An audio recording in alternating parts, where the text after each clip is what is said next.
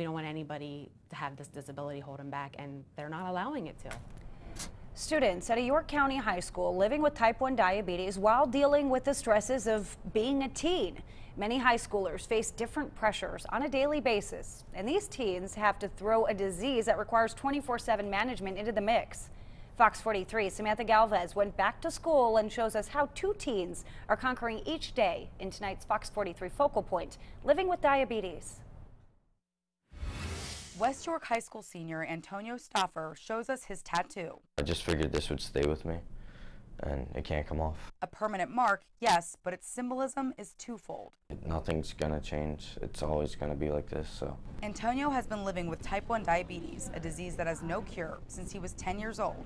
To the nurse's office he goes. It's a walk he's taken many times. When it's like low or high, I'll come to the nurse rather than trying to stay in class. And he's not alone in that walk. You feel those symptoms of your blood sugar dropping, so it just like affects your performance, especially on tests if your blood sugar is too high like that. I feel that too, and it's really hard to focus in class.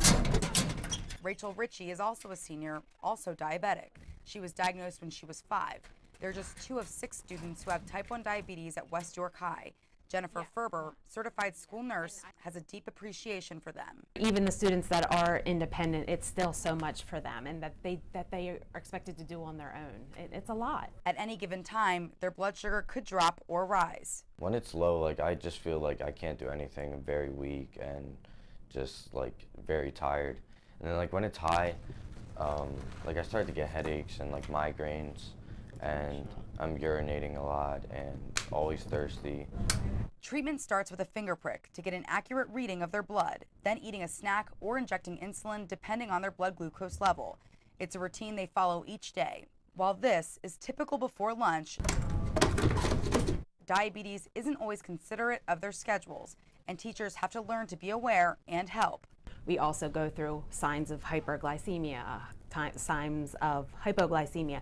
What we should do in this, every teacher has Smarties and a juice box, and they do know what they need to do. And both students refuse to let it hold them back. If you're walking in this hall, you can't pick out the kids with diabetes, and that's our ultimate goal. Because after all, that's what the students want to be, just regular students. Sometimes like I'd rather stay in class, like because like it does kind of get very frustrating to always have to leave and like come here. You get really frustrated, and it's like, because you're like, why can't I be like other kids and other people and not have this problem? But like, I see it in a positive light most of the time. In West Manchester Township, York County, Samantha Galvez, Fox 43 News.